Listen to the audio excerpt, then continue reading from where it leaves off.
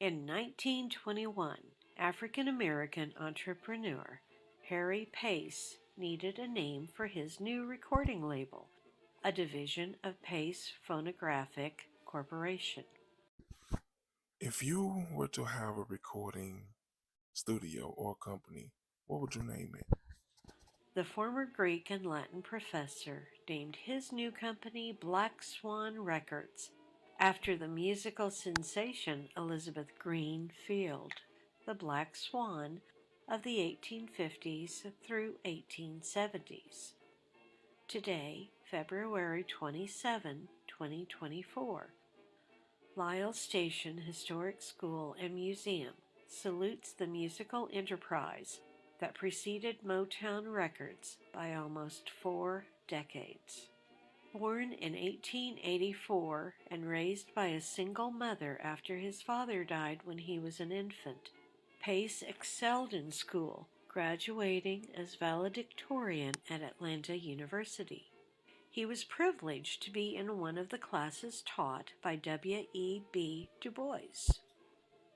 Pace moved to Memphis, where he met W.C. Handy, the self-proclaimed father of the blues, and collaborated on songs and formed the Pace and Handy Music Company. Pace then moved to New York, working in the sheet music business. Be honest in the comments. Who would you love to collaborate with? Then in March 1921, Pace borrowed $30,000 to start Pace Phonographic Corporation Incorporated in his basement, with Black Swan Records as the recording division of the company. The famed Ethel Waters was his first major artist to sign with Black Swan. Just over a year later, Pace employed 30 individuals, including its own 8-man orchestra.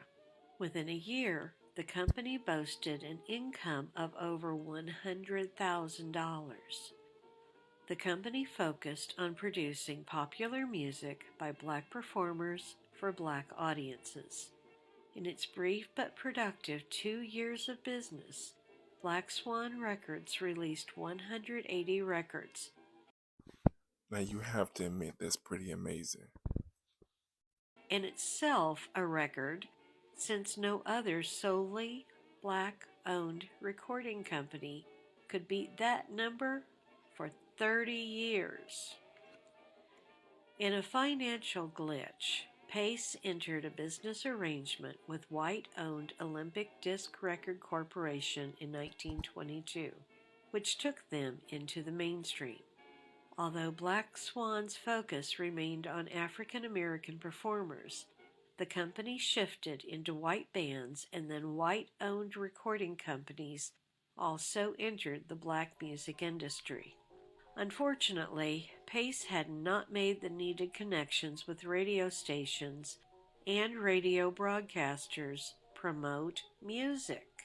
By the end of 1923, Black Swan Records declared bankruptcy and sold off its catalog. Despite how short-lived the company was, Pace could take consolation in knowing it was the first and launched the musical careers of Alberta Hunter, Trixie Smith, Fletcher Henderson, James P. Johnson, Carol Clark, and Ethel Waters.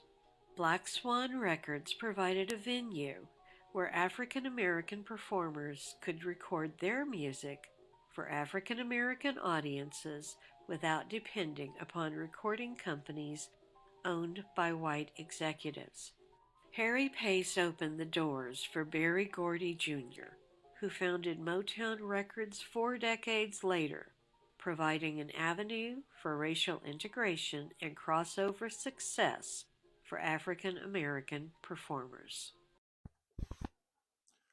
This video raises questions and I need for you to be extremely honest in the comments when answering them. And just so you know, I have 3 questions. Number 1, before this video, have you ever heard of Harry Pace? Number 2, before this video, have you ever heard of Black Swan Records? And number 3, out of the many different artists Harry Pace signed, which were your favorite? Now, please be honest in the comments when answering these questions. Share this video with anyone you deem necessary. And don't forget to like and subscribe to the channel.